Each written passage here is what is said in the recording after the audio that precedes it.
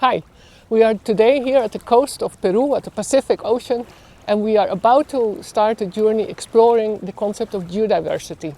And we're doing that at one of the most geodiverse but also biodiverse parts of the world. We're going to go to the height of the Andes, about 4,000 meters, and then we're going into the lowlands of the Amazon. I hope you will enjoy the journey. I will be your guide, Carina Hoorn, Associate Professor at the University of Amsterdam. Here, along the southern Peruvian coastline, cold Antarctic waters meet the continent.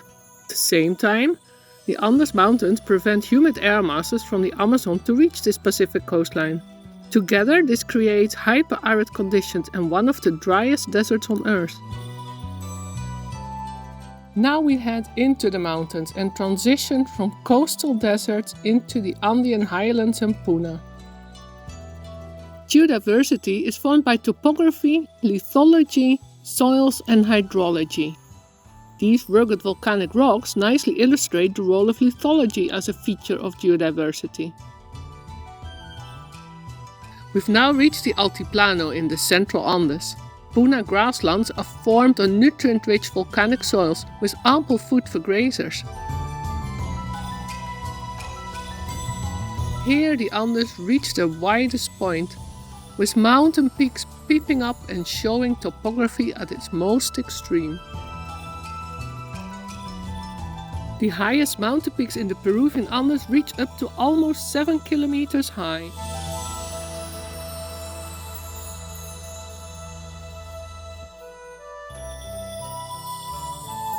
The slopes of the eastern Andes form a so-called orographic barrier.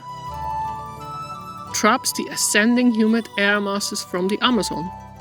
Temperature and precipitation vary according to the altitudinal gradient, taking us from dry Altiplano down to the cloud forest and into the Amazon.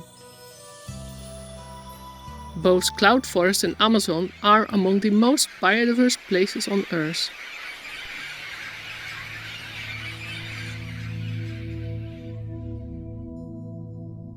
The slopes of the eastern Andes are also the cradle of the Amazon River, with multiple rivers coalescing into major tributaries.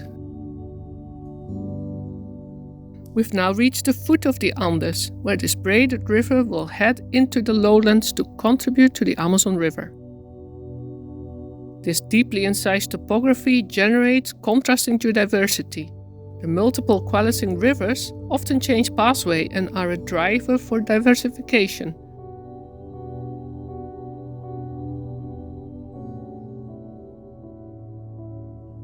Our last stop is in the heart of the Peruvian Amazon, near the locality of Peibas. Here we can find the history of the Western Amazon archived away in sediment layers. A treasure trove of fossils can be teased out of the rocks, and for example tells us about the giant crocodiles, turtles and terror birds that once existed here. Similarly, large and small plant fossils can tell us about the history of the rainforest and the marshlands that once covered the area. These sediment layers can even tell us about marine incursions that reached all the way from the Caribbean into the heart of the Amazon.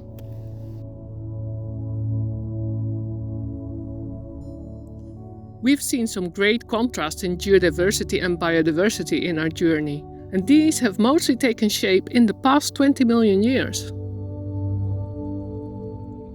Our trip has come to an end. I hope you've enjoyed it. This was Carina Hoorn for the Science Panel for the Amazon, and hopefully see you next time.